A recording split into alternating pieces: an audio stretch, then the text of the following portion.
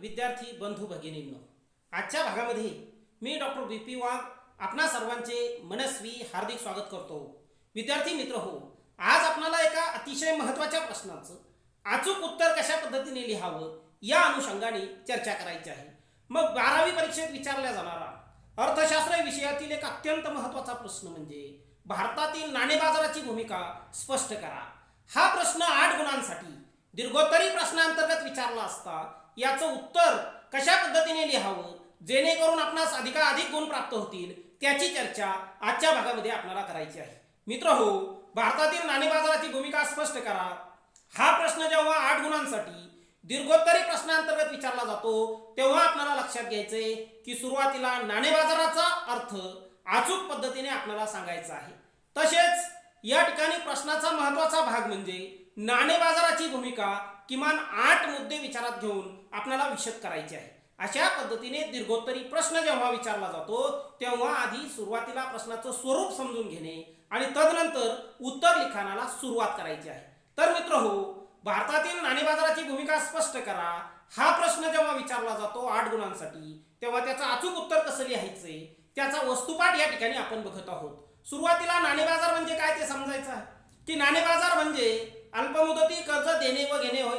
हा सदृश्य पैशाचा किंवा प्रतिपैशाचा बाजार असतो ज्यामधील अल्पकालीन साधने उदाहरणार्थ व्यापारी हुंडी, सरकारी रोखे, वचनपत्रे इत्यादीचा समावेश होतो. अशी साधने अत्यंत कमी जोखमीची व 1 वर्ष किंवा त्याहून कमी मुदतीची परिपक्वता असणारी व सहज विक्रीयोग्य असते. अशा पद्धतीने सुरुवातीला नाणेबाजाराचा नेमका अर्थ काय होतो ते आपल्याला सांगायचं आहे की नाणेबाजार म्हणजे अल्पमुदती कर्ज देणे व घेणे होय. हा सदृश्य पैशाचा किंवा प्रतिपैशाचा बाजार असतो ज्यामध्ये अल्पकालीन साधने उदाहरणार्थ व्यापारी हुंडी, सरकारी रोखे, वचनपत्रे इत्यादीचा समावेश होतो. अशी साधने अत्यंत कमी जोखमीची व 1 वर्ष किंवा त्याहून कमी मुदतीची परिपक्वता असणारी व सहज विक्रीयोग्य असतात. अशा पद्धतीने सुरुवातीला व्याख्या सांगून या ठिकाणी तदनंतर आपल्याला सांगायचं आहे की पुढील पैलू भारतातील नाणेबाजाराची भूमिका स्पष्ट करतात. अशा पद्धतीने सुरुवातीला नाणेबाजाराचा अर्थ सांगायचा, त्यानंतर आपल्याला सांगायचं की पुढील पैलू भारतातील नाणेबाजाराची भूमिका स्पष्ट करतात.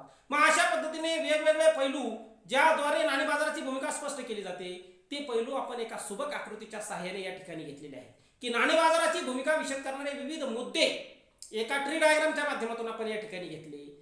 अशा पद्धतीचा प्रयोग आपण जेव्हा उत्तर लिखाणात करतो तर निश्चितपणे इतर विद्यार्थ्यांपेक्षा आपला पेपर हा वेगळा असतो ज्याचा आपल्याला गुणांच्या दृष्टिकोनातून निश्चितपणे फायदा होतो. म्हणून आपण देखील नाणेबाजाराची भूमिका विशद करणारे हे पैलू एका आकृतीच्या सहाय्याने सांगायचे आहे.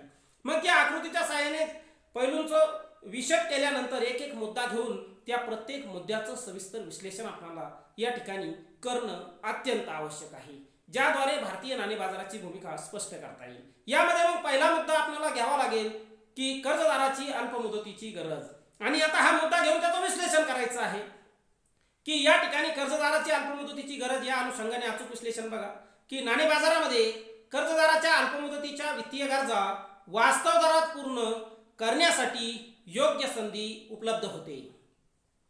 कर्जदाराची अल्पमुदतीची वित्तीय गरज पूर्ण होते. अशा पद्धतीने कर्जदाराची अल्पमुदतीची गरज भागवण्याच्या दृष्टीने नाणेबाजार महत्त्वाची भूमिका बजावतो हे आपण सांगितल्यानंतर तरलता व्यवस्थापन हा दुसरा मुद्दा जो नाणेबाजाराची भूमिका स्पष्ट करतो. मग त्याचे विश्लेषण बघा मित्र हो कशा पद्धतीने आहे की नाणेबाजार हा एक गतिमान बाजार आहे.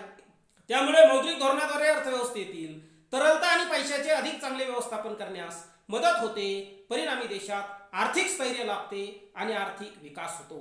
अशा पद्धतीने तरलता व्यवस्थापनाच्या दृष्टिकोनातून नाणेबाजाराची भूमिका या ठिकाणी अत्यंत व्यवस्थित पद्धतीने अचूक पद्धतीने आपण सांगितलेली आहे की हा एक गतिमान बाजार आहे. त्यामुळे मौद्रिक धोरणाद्वारे अर्थव्यवस्थेतील तरलता आणि पैशाचं अधिक चांगले व्यवस्थापन करण्यास मदत होते. तदनंतर पुढचा पॉईंट आहे की गुंतवणूक पत्रक व्यवस्थापन, याला पोर्टफोलिओ असं आपण म्हणतो. मग या गुंतवणूक पत्रक व्यवस्थापनाच्या दृष्टीने नाणेबाजाराची भूमिका बघा की नाणेबाजार गुंतवणूकदारांच्या जोखीम आणि परताव्याच्या प्राधान्यानुसार बनविलेल्या विविध प्रकारच्या आर्थिक साधनांशी निगडीत असतो. याद्वारे गुंतवणूकदार निरनिराळ्या वित्तीय मालमत्तांचे तारण ठेवण्यास सक्षम होतात. यामधून जोखीम कमी करण्यास आणि जास्तीत जास्त परतावा मिळण्यास मदत होते. अशा पद्धतीने गुंतवणूक पत्रकाच्या व्यवस्थापनाच्या दृष्टीने नाणेबाजार कसा महत्त्वाचा आहे ते या ठिकाणी आपण अत्यंत व्यवस्थित सांगितलं. त्यानंतर समतोल यंत्रणा. आता समतोल यंत्रणेच्या दृष्टीने भूमिका बघूया की नाणे बाजार साधनांचे तर्कसंगत वाटप आणि गुंतवणूक प्रवाहातील बचत गतिशील करून अल्पमुदतीच्या निधीची मागणी आणि पुरवठा यांच्यात समतोल स्थापित करण्यास मदत करतो. अशा पद्धतीने समतोल स्थापन करण्याच्या दृष्टीने मग विशेषतः हा समतोल विचारात घेत असताना तर्कसंगत साधनांचं वाटप आणि गुंतवणूक प्रवाहातील बचत गतिशील करून अल्पमुदतीच्या निधीची मागणी व पुरवठा, अल्पमुदतीच्या निधीची मागणी व पुरवठा यामध्ये समतोल स्थापन करण्याच्या दृष्टीने देखील नाणे बाजाराची भूमिका महत्त्वाची आहे.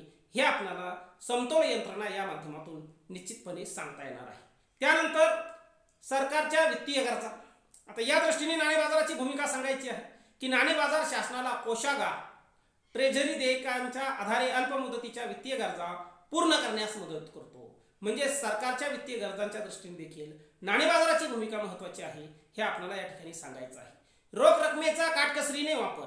आता या ठिकाणी या दृष्टीने नाणे बाजाराची भूमिका बघा की नाणे बाजाराचा संबंध प्रत्यक्ष पैशाशी नसून पैशाचा निकटचा म्हणजे जवळचा पर्याय असलेल्या विविध वित्तीय साधनांशी असतो. त्यामुळे रोख रकमेचा काटकसरीने वापर होतो.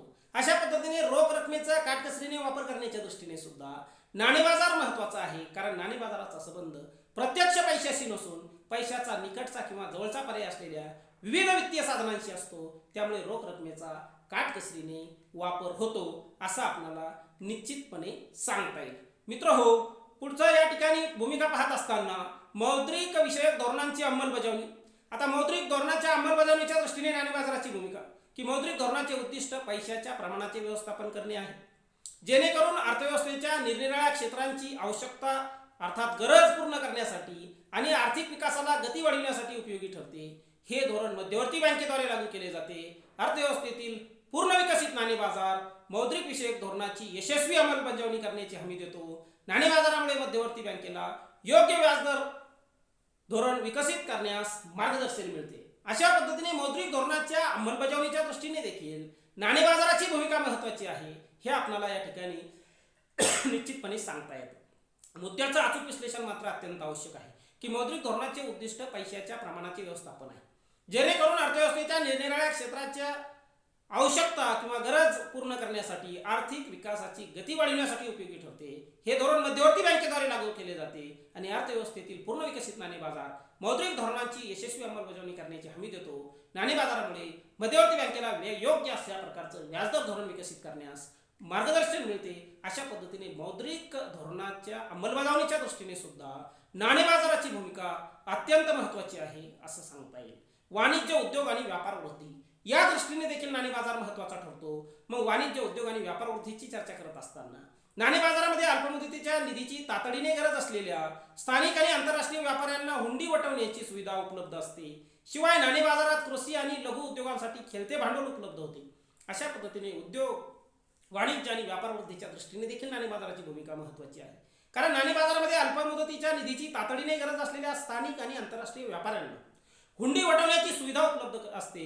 शिवाय नाणे बाजार कृषी आणि लघु उद्योगांसाठी खेळते भांडवल उपलब्ध होते नाणे बाजारामुळे. म्हणून हे या दृष्टीने एकंदरीत उद्योग वाणिज्य आणि व्यापार वृद्धीच्या दृष्टीने देखील नाणे बाजार महत्त्वाची भूमिका बजावतो.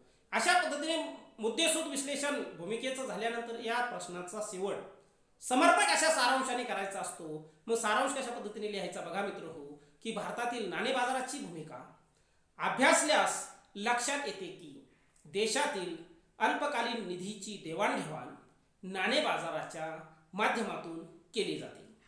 तरलता व्यवस्थापन, गुंतवणूक पत्रक व्यवस्थापन ज्याला आपण पोर्टफोलिओ असं म्हणतो, त्याचप्रमाणे सरकारच्या वित्तीय गरजांची पूर्तता, मौद्रिक विषयक धोरणांची अंमलबजावणी, वाणिज्य उद्योग आणि व्यापार वृद्धी या दृष्टीने नाणे बाजाराची भूमिका अत्यंत उल्लेखनीय आहे.